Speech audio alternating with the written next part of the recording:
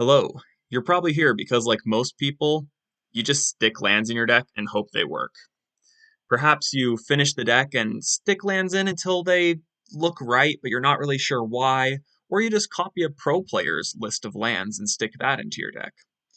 In Artisan, though, choosing your lands is even more important and complex when compared to other formats, since the lands are super diverse and almost all come into play tapped. In order to make up for coming into play tapped, Wizards of the Coast has given these lands very unique abilities, which can actually make a large impact over the course of a game. But before we talk about which tap lands are best, let's consider tap lands in general. How many should you run in your deck? When it comes to dual lands, my general estimate when I start building a deck is to run 4 to 8 dual lands if I'm 2 colors, or 10 to 14 if I'm running 3 colors. But that's just a starting point. There's a lot more to consider. Some decks have natural color fixing of sorts. Treasures and mana dorks can produce mana of any color.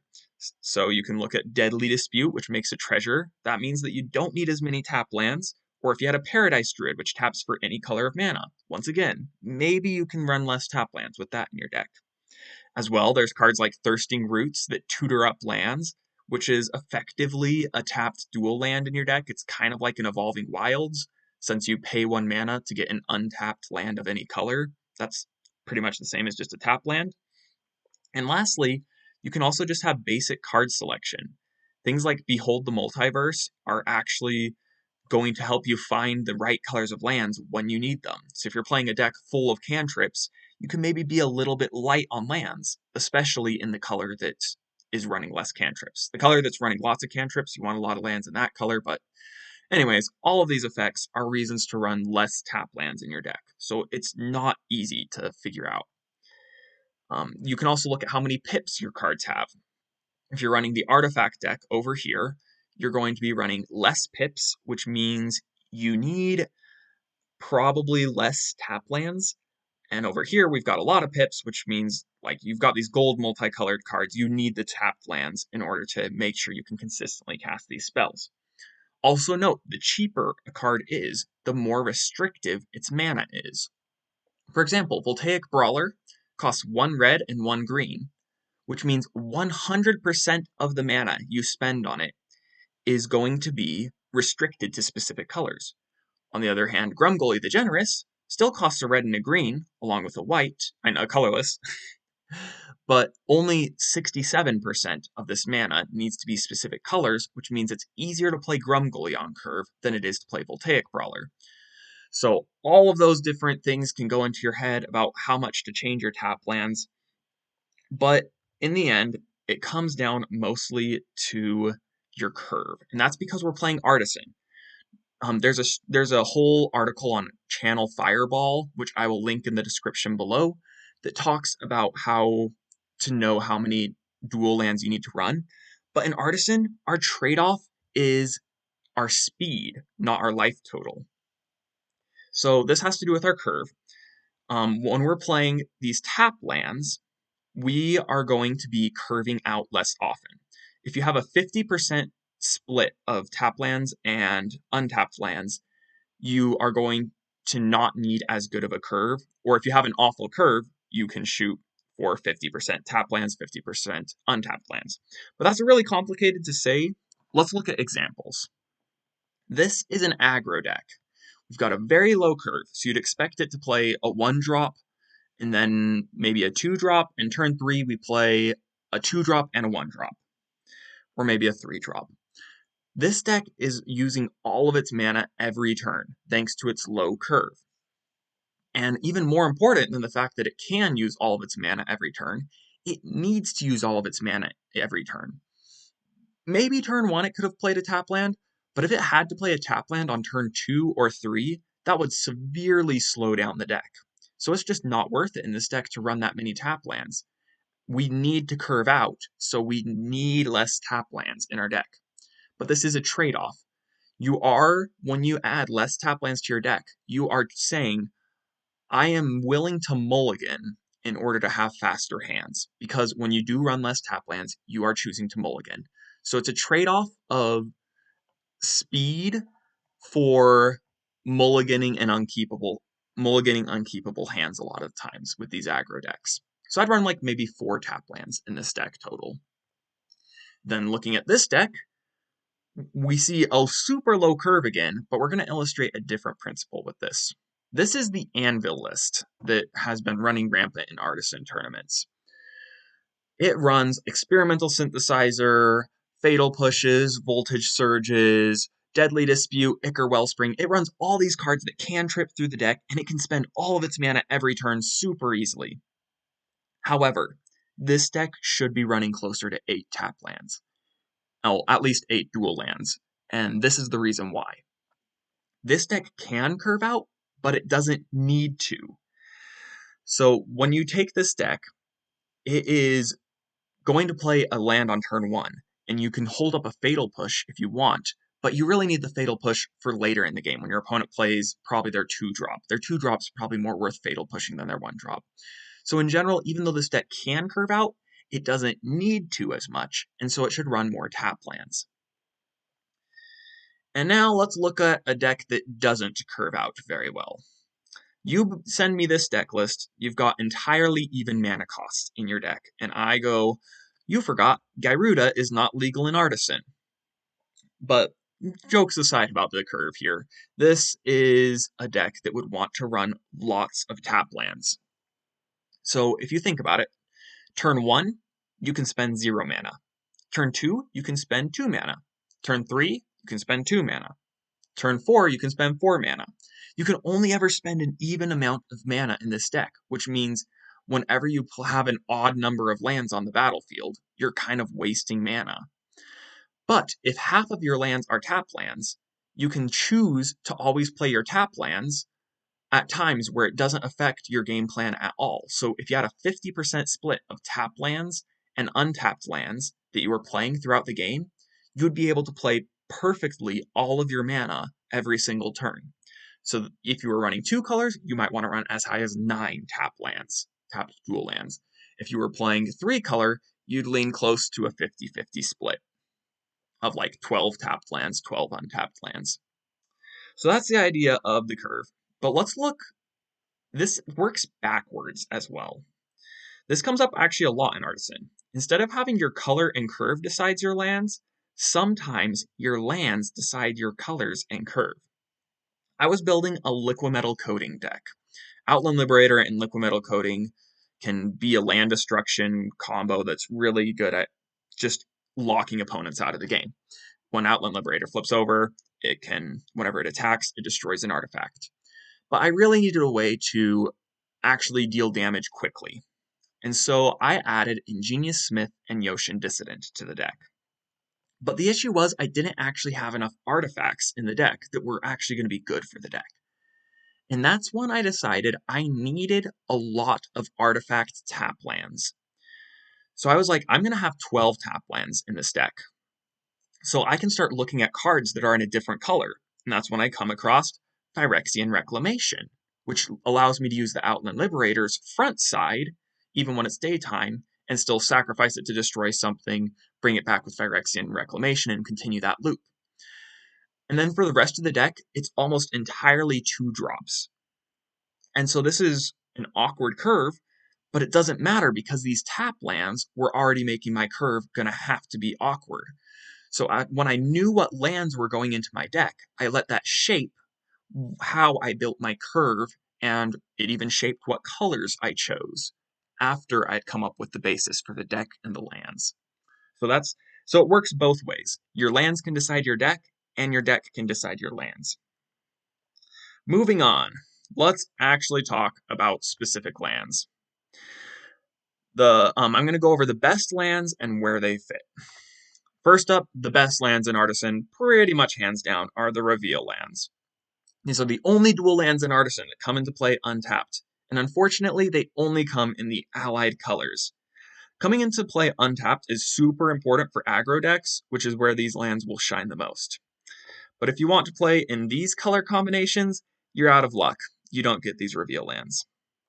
Despite being some of the best color fixing in Artisan, these cards are awkward in 3-color decks, since many of your lands will be typeless dual lands. However, there are some dual lands that work with them, including snow duals. So you can use these in 3-color decks to cover the color combinations that we don't have reveal lands for. If you really need the speed, you can run a mixture of typed dual lands and these reveal lands in 3-color. Next up are the campuses. These only come in the enemy colors, so the other color combinations, and they give you a useful, repeatable mana sink. The ability to scry can turn top deck battles in your favor, but there's a pretty big downside to these. They're awkward in multiples since you rarely have enough mana to activate multiple of them in a turn, so I usually recommend running 2 or 3 copies of campuses in your deck max. That way you can run better lands than them, whereas drawing duplicates of them would be bad. They shine the most in control and combo decks where you want to find specific cards in specific situations. Similar to the campuses are the sack draw lands.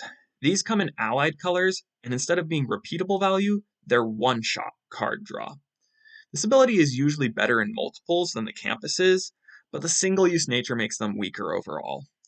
But they will shine in mid-range decks where any card in your deck is going to be a valuable draw. They also have sacrifice synergy, which is important with cards like Mayhem Devil and Jury, which is why Tramway Station is probably the best of these two dual lands. Next are the life gain lands. These are good in any deck trying to race, so like Is It Wizards or Putrid Combo. If your deck is rarely reaching 5 mana, these are probably the best dual lands to run because you're not going to ever have the mana to use the campuses or the sack draw lands. They also have obvious life gain synergy, triggering things like Trelasara, and you can even use Mire Triton plus one of these lands to bring back a Silver Smoke Ghoul, which is the entire basis of a deck that I've built before. Super fun, called Crap Oven. But these lands are a good example of why Artisan lands are so complicated. If I were upgrading the Crap Oven deck that uses Mire Triton and these lands to bring back Silver Smoke Ghouls, it would be hard to decide the lands because these common lands are going to be better than the rare lands that come into play untapped in the deck because these lands are essential to the deck's plan. So it's cool. These lands can change the way your deck works. Anyways, moving on to Evolving Wilds. Evolving Wilds is better than... It's worse than just about any other land with the exception of if you run Fatal Push. Fatal Push can be turned on your opponent's turn. You can get the Revolt trigger by sacrificing Evolving Wilds on your opponent's turn.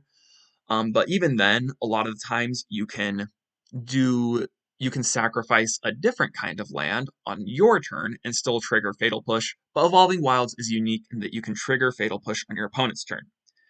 But the lands that trigger on your turn are the New Capenna Sack Gain lands. These are a mashup of Evolving Wilds and Life Gain lands, often seen play in 2-color decks as copies 5 through 8 of the Life Gain lands, but they do have some strong synergies that Life Gain lands do not have. Delirium is a good example of this, since you can immediately throw a land into your graveyard. That gives you a card type that is otherwise pretty hard to get into your graveyard. Eccentric Farmer and some other cards will return lands from your graveyard to your hand, which is a pretty good bonus. But the biggest bonus for these is landfall cards, which I guess Evolving Wilds also has the synergy. But you can play these cards, and it counts as 2 late landfall triggers, even if it came into play tapped. So this is actually part of a Risen Reef, Roiling Vortex combo. These cards make it extremely powerful. But yeah, landfall combos are great with it, but I'm digressing. Next up are the Thriving lands. These are not flashy, they are not synergistic, but if you have demanding mana costs in a 3-color deck, you should be running these. These cards are the best color fixing for 3 or more colors in the format. Hands down, no joke. Now the extremely synergistic lands. We have artifact lands. If you're running Deadly Dispute, these lands are similar to the sack draw lands. They're a tool to draw your way through a top deck battle. They're also abusable because they're indestructible. Cards like Gleeful Demolition and Cleansing Wildfire you can cast on them without any downside, since destroying them doesn't actually do anything. Then there's the classic and Soul Artifact combo, where you can get a 5/5 indestructible creature And you can build a whole deck around these lands and then soul artifact effects, because there's like over 20 of them, it feels like. And while it may not count as casting an artifact spell, bridges do trigger cards like Yoshin Dissident and Ingenious Smith, like I mentioned earlier, because they are an artifact entering the battlefield. It also counts as an artifact on the battlefield, meaning all that glitters, Michiko's Reign of Truth, or any cards that have affinity for artifacts care about it. I could keep going on about how strong these lands are, but keep them in mind whenever you have a deck that mentions artifacts anywhere in it. You'll be surprised how often they are good in your deck. If you need speed over mana, you can also play Darksteel Citadel. I'll bring that one up. Darksteel Citadel comes into play untapped, but being colorless is really a little bit painful in a format that already has bad mana fixing. One last dual land to go over is the Snow duels, and also the Dominaria United duels, which are the same thing, pretty much in all cases that matter. These are important because they have land types. You see, this Woodland Chasm is not just a snow land, it is a swamp forest. This means if you're playing a multicolored deck, like Gruul Aggro, you could theoretically run these lands with Sardian Cliff Stomper and have a couple more mountains than you would normally have. It can be tutored up with Binding the Old Gods, which is notable. So Binding the Old Gods says search your library for a forest card, so you can have a green black land, just like one copy of Woodland Chasm in your deck, so that Binding the Old Gods can be mana fixing if needed. They can be tutored up with Into the North, which searches for a snow land. They can be returned with Airlift Chaplain, which says put a Plains card from the graveyard into your hand. They can also work with the Reveal lands, as I mentioned earlier. There's just a lot of cases where they matter. And for the last of the multicolored lands, let's talk about tribal lands. These are awkward in a deck trying to play non-creature spells. You probably want to play like 2 max if you're a tribal deck that's trying to play non-creature spells. But they open up space for multicolored tribal decks. It is possible to build 5-color warriors with a variety of super strong multicolored threats, and you'll have untapped lands every single turn, perfect mana in a 5-color Artisan deck, which is amazing. Or you can do vampires, which have over 16 lords in their deck, but the issue is you can't run interaction. If you're running a tribal deck with these lands, I recommend heavily that you focus on being aggressive, because otherwise you're going to lose to things like Putrid Goblin Combo, which can just beat you really quickly without you being able to interact with them. Those are all the dual lands you can use for fixing that I would say are worth considering. However, sometimes you're running a deck that doesn't need fixing, but you still have room for tap lands for whatever reason. In this case, it's time to look at utility lands. Alright, there's the Cycle from Kaldheim. Gates of Istafel and Surtland Frostpire are both really good options for control decks. They're great for control. I can't say anything beyond that. Port of Carfell is a good reanimation option. Or it's actually an okay card in a Skydurtle shell.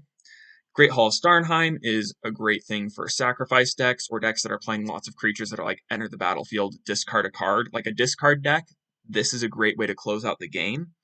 Axgard Armory maybe has some use in Hammer Time, but I'm still skeptical of it there.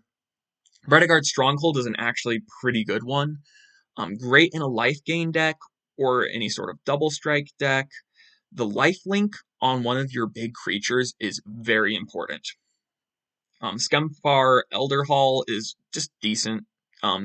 Use it in just about any mid-range deck that really, for some reason, wants more tap lands. And then Litjar Mirror Lake, I guess, is good in like Reanimator or Stompy or some sort of ramp deck.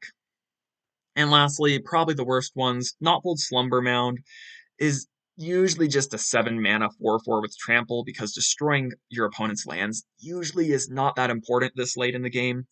And Immersturm Skullcairn is mostly just okay at sometimes closing out a game. The Kaldheim dual lands are rarely good, but you might sometimes play 1 or 2 in a deck. Well, let's move on to something you're much more likely to want in your deck. Gates. The Baldur's Gate gates are amazing. These are like the sack draw lands from earlier, but they stay on the battlefield and they always draw gas. Usually in the late game, you're going to be fine as far as mana is concerned, so seeking the non-land card is such a huge upside. If you're running a multicolored deck, a monocolored deck, you almost always want these, and sometimes you might even want two in like a slower multicolored deck, like Dimir Control would probably run some of these. Also note, they have basic land types. You can fetch a Gate 2 Mannerborn off of Binding the Old Gods, which means this is a great one of in a deck that would tutor a non-basic forest. Similar in purpose are the cycling lands, but these ones are more for aggressive decks. You don't want to flood out, and these are going to be a way that if you are flooding out, you can just pay a mana and get it out of there. It does sacrifice some speed though, which is not great in an aggro deck, so I'd only really recommend these in monocolored ones. But these lands are super synergistic, so there might be other uses. For example, Delirium. Once again, Obsessive Skinner. If you're running some sort of aggressive Delirium deck, this would be amazing. Improbable Alliance. You want to draw 2 cards in a turn, you get a fairy token, well, cycling draws you a card. Or Flourishing Fox. If you're a legitimate cycling deck, then duh, you should be running cycling lands. Definitely ones to consider for any deck, though. Speaking of lands that require a lot of consideration, let's look at MDFCs. Modal double-faced cards are either tap lands on the back or spells on the front, depending on what you need. While generally pretty weak, these cards are super useful for decks that are high synergy or otherwise don't have much space for lands or interaction in just a 60 card deck. These 7 that I have on the screen are probably the most valuable. They are best in combo decks or decks that need a critical mass of instants and sorceries, which I'll mention in a moment. But of these, the most unique is Malakir Rebirth. This one has so many random things that it's good for. It's good as a protection spell for big creatures, especially ones with enter the battlefield triggers like Duskmangler. It can be used with a prototype creature to return it as the full cost version. So you can like turn 2 Goring Warplow, turn 3 Chump Block with it, and cast Malakir Rebirth. It comes back as a 5/4. Soul of Migration, you can evoke it, immediately cast Malakir Rebirth. You do need to be in full control to do this, but you can evoke it and then return it to the battlefield and have it stay there permanently. It's got an amazing combo with Archfiend's Vessel, which, like, if you're running Archfiend's Vessel in your deck and Malakir Rebirth, that combo alone can sometimes just cheese you a win in a game.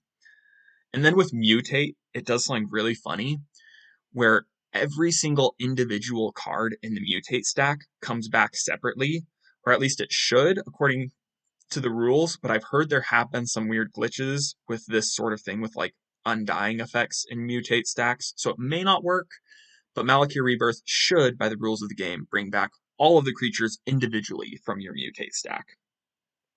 I highly recommend you keep all of these cards in the back of your mind for any sort of combo deck.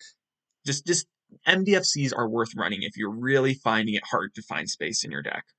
And one example of that I wanted to mention was Is It Fling, which is a control deck that cares about instants and sorceries in their graveyard. So it's a really good idea to have these MDFCs, because you're a control deck, you want to be constantly hitting your land drops, but you also don't want to flood out and not have enough instants and sorceries in the graveyard. The last of the colored tap lands that I want to talk about is a random grab bag. Memorial to Glory, decent in a token deck, mostly because you can do it instant speed, but it's kind of it's not fantastic. Colony Garden is pretty good if you want a critical mass of creatures, whether it's for sacrifice reasons, whether you're doing a go wide thing because it's a 0/1 that does not have Defender, or if you just want a general token payoff. And lastly, Bajuka Bog. I recommend shoving this card as a 1 of or a 2 of if you're a control deck in just about any black deck. It's super good for long, grindier matchups, so if you're trying to win by attrition, definitely have this here so that you can beat things like Phyrexian Reclamation.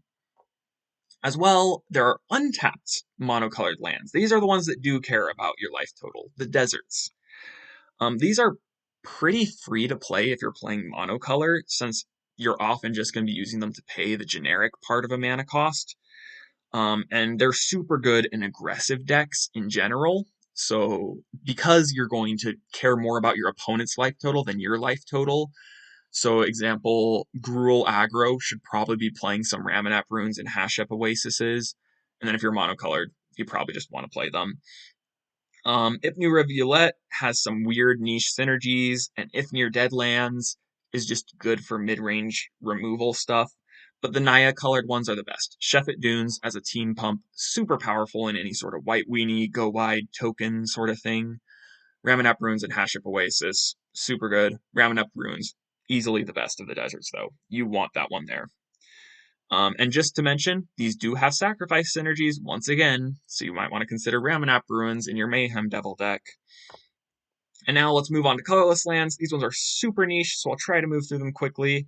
Access Tunnel is a powerful card for very specific strategies, especially ones where the creature has low power and then becomes high power after it attacks. So you can use this with like High Alert. So High Alert, this is just a free way to get one of your creatures in, or with Ravenous Intruder, you could potentially make it unblockable and then swing with it and turn it into a 21-22 creature and kill your opponent like that. Buried Ruin is a great card for any sort of artifact deck with a longer game plan. This was super important for Onical Anvil decks because they were really built around using that card to win. But it can also just be used for value in any sort of deck with enough artifacts that's trying to grind out the game, something like a Celestial Vault deck. Next up is Mech Hanger. It isn't super effective at mana fixing, but it does have the ability to crew something for 4 mana, which can be great sometimes.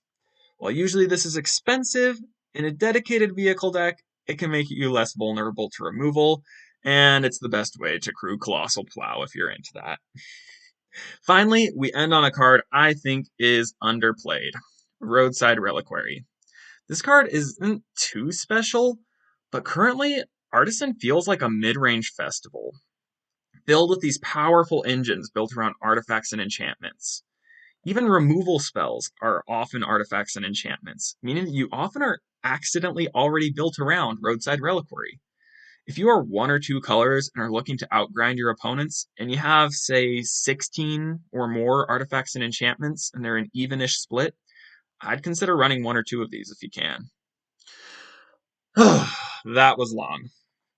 Lands in Artisan are super complicated, and it isn't as simple as copy-pasting your lands from another deck of the same colors. I have no idea if you guys enjoyed this video, so if you made it this far and are still watching and appreciated this, just mention, I made it to the end in the comments, and that would tell me a lot. I love this format, and I love talking about it, even if only a few people fully appreciate it. But I guess now I'll shut up so that you can go write that message in the comments for me telling me you made it to the end. And with that, I bid you farewell to the next video. Bye-bye. Oh, that took forever. What a long video to record.